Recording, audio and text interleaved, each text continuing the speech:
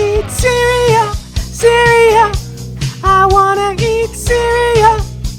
Let's eat some cereal. Let me hear your crackle pop. Your crackle pop. Let me hear your crackle pop. Wanna eat cereal, cereal. I wanna eat cereal. Let's eat some cereal. Let me hear your crackle pop. Your crackle pop. Let me hear your crackle pop.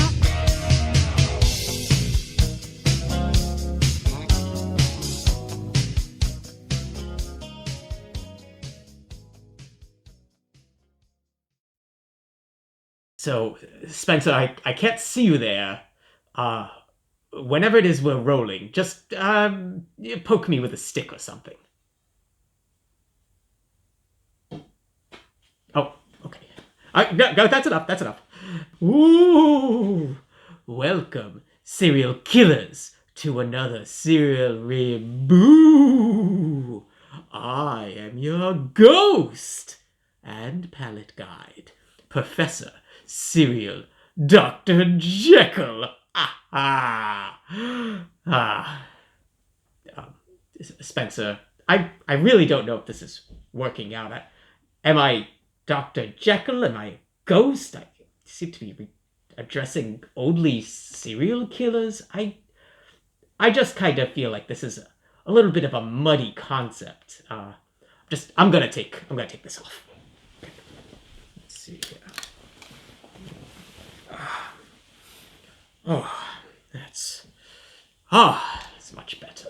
You know, the good thing about this costume is that it's very easy and inexpensive to wear. All you have to do is get one of your ceremonial robes, and you just flatten down the hood. And once you're done wearing it, it becomes a very nice tablecloth. Now, normally, I would not be a fan of a holiday like Halloween. For one thing, I do not condone any holiday that takes part in any kind of pagan rituals. And for another thing, I do not condone any holiday that encourages free handouts. But I have a soft spot for Halloween, mainly because of the wonderful Halloween-themed cereals, specifically the General Mills Monster cereals. Now we will be reviewing one of those General Mills Monster cereals, Frankenberry.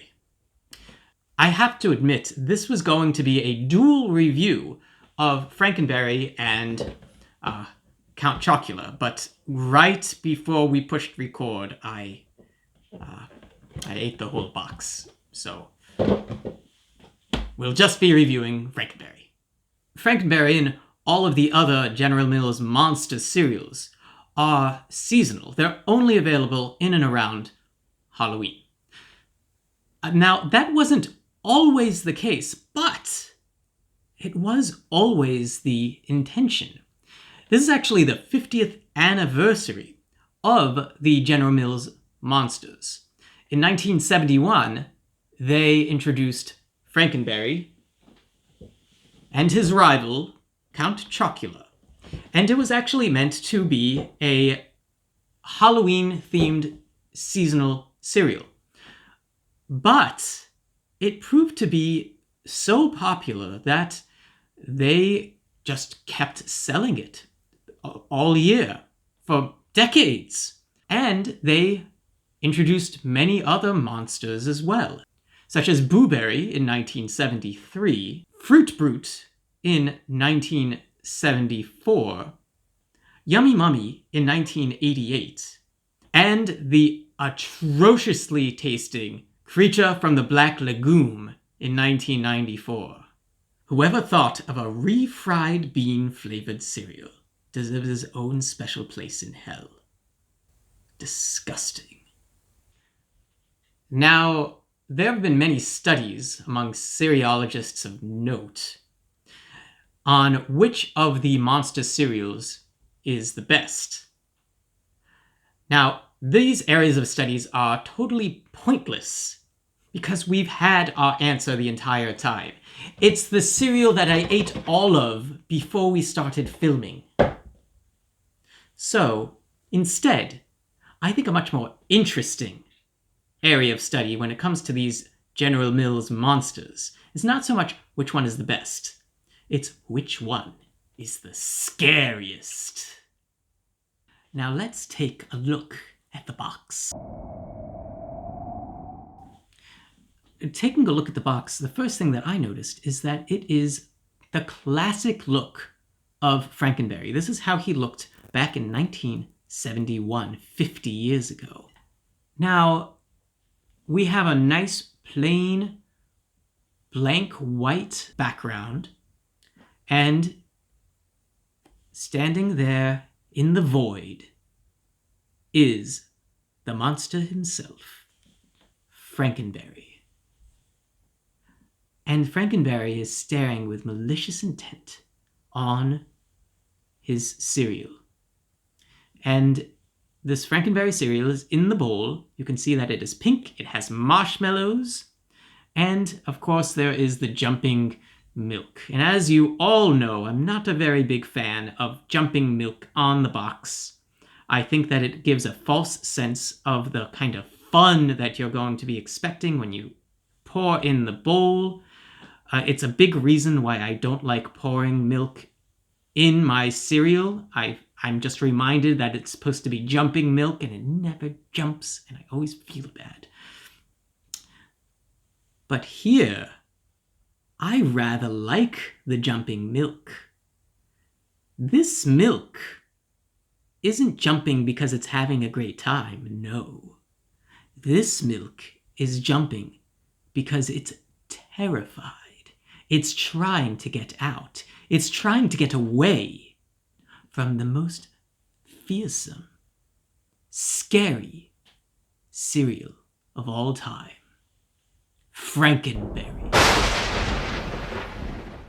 From his misshapen face to the butt that is on top of his forehead, he is a creature that can lull you into madness. Now, I want to go into why Frankenberry is so terrifying, and I'm going to do that piece by piece, building up the terror until you can't stand it anymore, until your mind breaks from the sheer terror that is Frankenberry. But I'm going to start with a very interesting thing that I have noticed about this pink demon, is the sheer enormous size of this creature.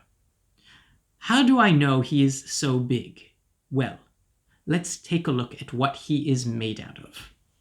His eyes seem to be made out of giant portholes from a ship. Jutting out of the side of his head is a clock. Now, that should be terrifying on its own. This is a living creature, and there's a clock stuffed on the side of his face. And he can't even see the time. But the real clue on how massive this Cthulhu-like creature is this water tower that is sticking out of his head. Look how tiny it is. This is a creature that can stomp out an entire city. Terrifying. Let's take a look at the side. So, looking at the side of the box, we have, once again, the gruesome visage of Frankenberry staring up with madness in his eyes at the pieces that make up Frankenberry's cereal. We have the pink ghosts, which look very, very similar to the ghosts in Pac-Man. And I should point out that Frankenberry came far before Pac-Man ever did, so General Mills, you need to get that Pac-Man money. And alongside the ghost pieces, there are the marshmallows. There is this pink marshmallow that is supposed to be Frankenberry's head. I can tell by the butt on top. There is this bat over here, who I believe is supposed to represent Count Chocula, who can of course turn into a bat. And there is this blue blobby marshmallow, who I believe is supposed to be Booberry. And I believe that Booberry brought a +1. I find this to be very interesting. Taking a look at the Count Chocula marshmallows, Count Chocula is not nearly as inclusive of his cereal rivals. So why is Frankenberry? I'll tell you why. Because Frankenberry fears no man, no beast, and no monster. You want to join in my cereal, Count Chocula? By all means. Booberry, please take part and bring a friend. I fear nothing, for I am Frankenberry. On the back of the box, he seems to be having a great time playing the bass, aka the devil's guitar. Now, looking at the bottom of the back of the box, we do see some dance moves for Frankenberry, and I'm not going to do them, just on the off chance that this would summon Frankenberry here. You're welcome. Now, much like Pandora, let's open up the box and let out the horror.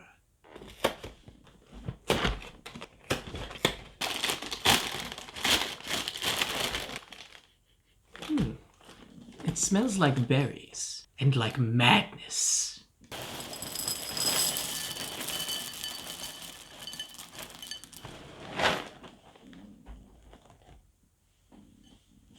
Now, as we can see here, there are the Pac-Man-like ghosts. Very, very pink. And a little sticky, but not crazy sticky. I mean, they know what they're doing. And of course, we have the marshmallows.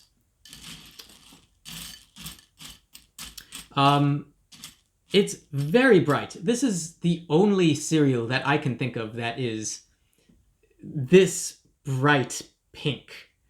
There are not many things in nature that are this color, and when they are, they're usually highly poisonous. So, bottoms up.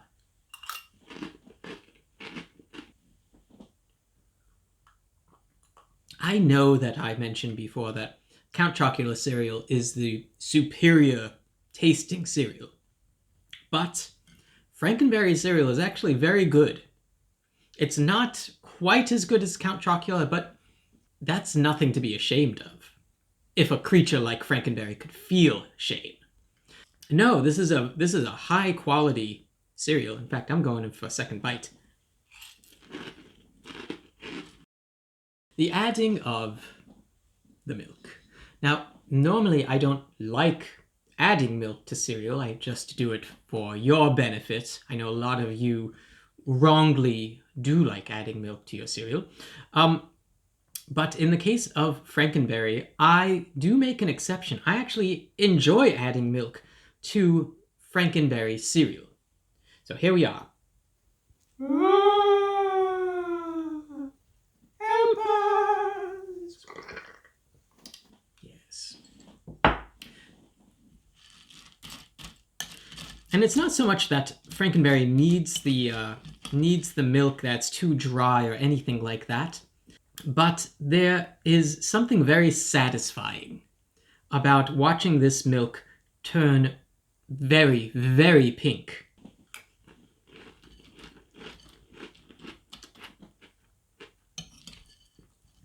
It's still very good. Now, before I go to my closing thoughts, I do want to give a few more examples of why Frankenberry is such a heinous and terrifying creature. Now, when Frankenberry was first introduced in 1971, it was a gigantic success, and it happened to overlap a very scary time for many parents as they brought their children into hospitals. Why did they bring them into the hospital? Well, it was because the children had pink stool. That means pink poop. Why did they get pink stool?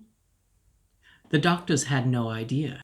It turns out that the pink stool came from, yes, Frankenberry. Frankenberry gave pink stool to children. No cereal can claim this other than Frankenberry. Frankenberry brought many, many children to the hospital and made doctors think that they were dealing with a nationwide pandemic. Well done, Frankenberry. Well done.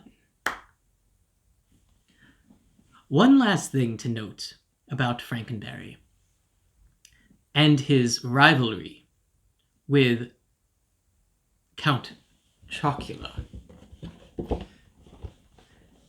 is that in the commercials in which they do play rivals, the voice of Count Chocula is that of the voice actor who does Lino from Thundercats. The voice actor who plays Frankenberry is the voice actor who plays Snarf. Yes, that Snarf. I believe I rest my case. So, final thoughts. Frankenberry is a very tasty but bone-chilling cereal with a history of great evil and macabre. Frankenberry is by far the scariest of the General Mills monsters and of all monsters. And he makes a pretty good cereal. So, those are my thoughts before I descend into madness. I hope you all have a very good breakfast, and I'll see you in cereal hell. Ha ha ha ha ha!